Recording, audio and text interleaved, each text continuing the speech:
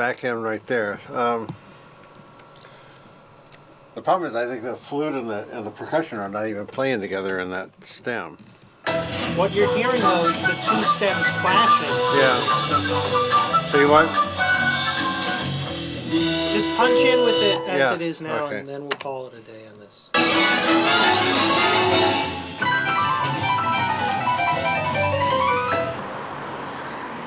The quickest we'll ever do an album from licensing to release would probably be 4 or 5 months.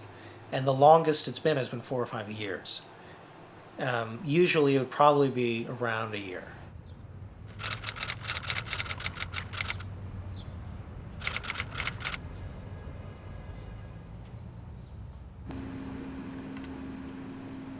I just got hopefully the final proof from our art director, Joe, for the Man from U.N.C.L.E. movies, which is the 4th Man from U.N.C.L.E. album we're doing, which is based on the movie versions of some of the episodes.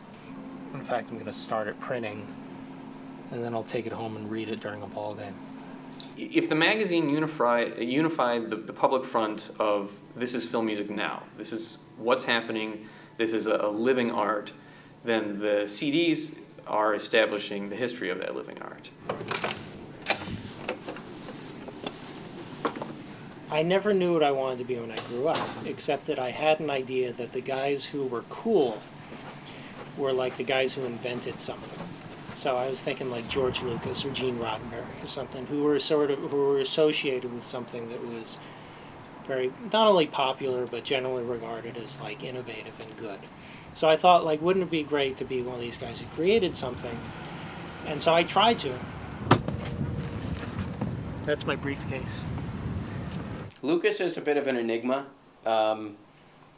Lucas has a lot of heart and soul, which he's poured into this endeavor, the magazine and the CDs, for, let's face it, the better half of his life. So it's, he likes things done right. He has a great attention to detail.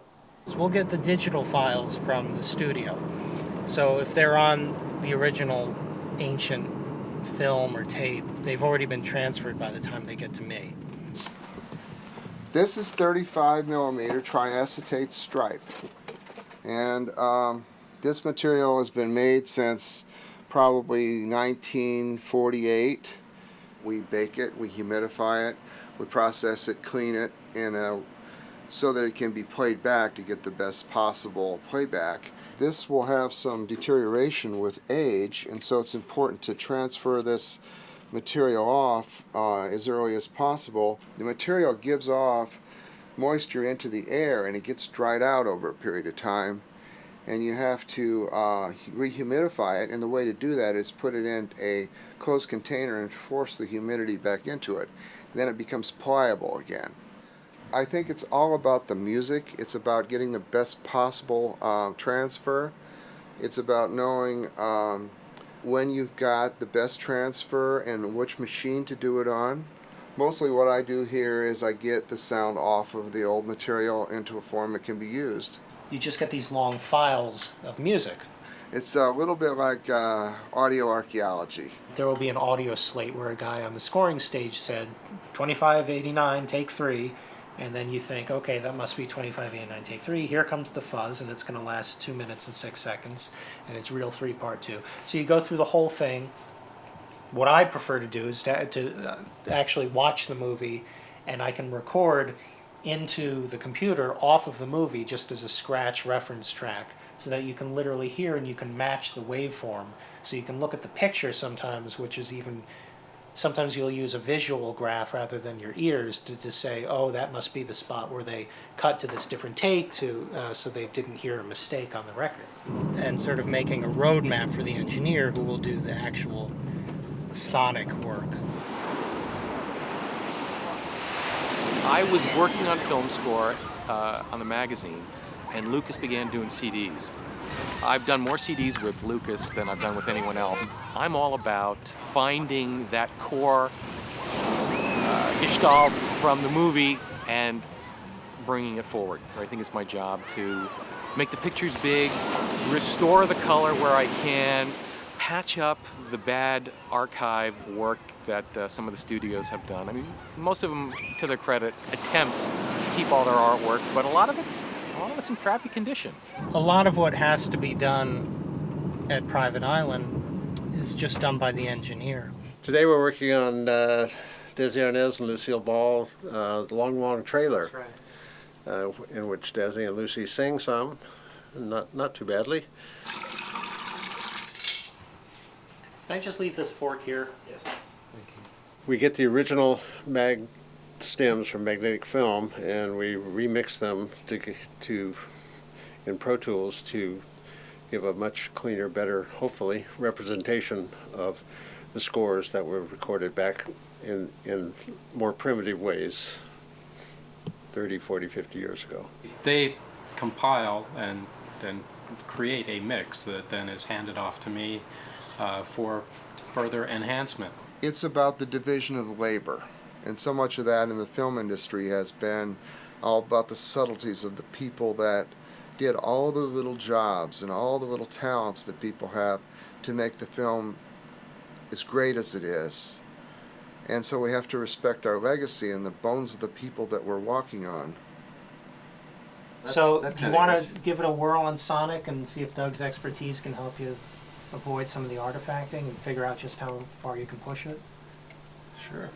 Okay. Give me a little primer on it. Sure. Yeah. It's the stuff from the early 50s and late 50s, especially the roadshow movies that were recorded in 6-channel. Sound amazing when you consider it's 1954 and 5. Some of the later stuff sounded worse, actually. Some of the stuff from the late 60s, early 70s, where the recordists weren't quite so sure about how to do orchestras. Lucas is a guy who is passionate about what he does. I feel really fortunate, actually, in my business to work with a number of people who are passionate about music. Without that, I feel something's missing.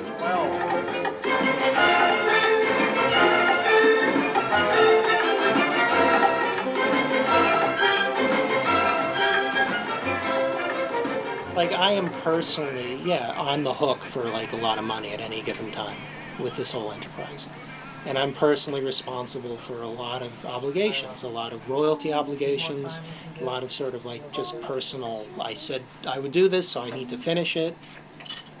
So it's scary, and that does get overwhelming. And okay. Would that be okay? Yeah. You want a whole day like before? Yes, I need it. But I don't think that it would come as a shock to people, because I think people do realize that these are really somewhere between a hobby and a lifestyle and a job and a passion. Is Wednesday bad for you? No, they're all good. Okay, Wednesday the 15th. Sure. Cool. There we go. Mm-hmm. Cool. You got him. Great. Dynamite.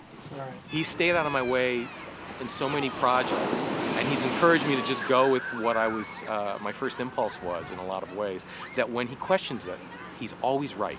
The version you've already mixed for me of track 1 Yeah.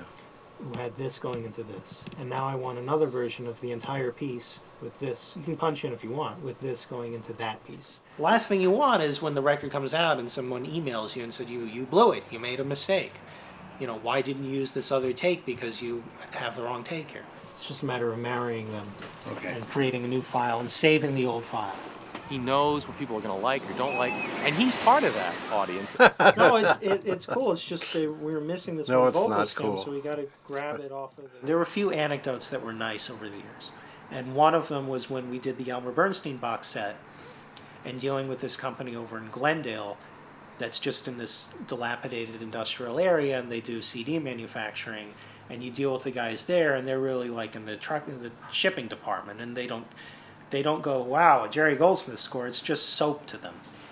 But I do have to say that when we finally got the Elmer box set back from the people who had to do the custom shrink wrapping, we opened up the box, and I was with one of the office guys and with one of the guys who just moved boxes around in the warehouse. Like, they actually took a moment, and they said, wow, this is really nice. Like, they were actually impressed.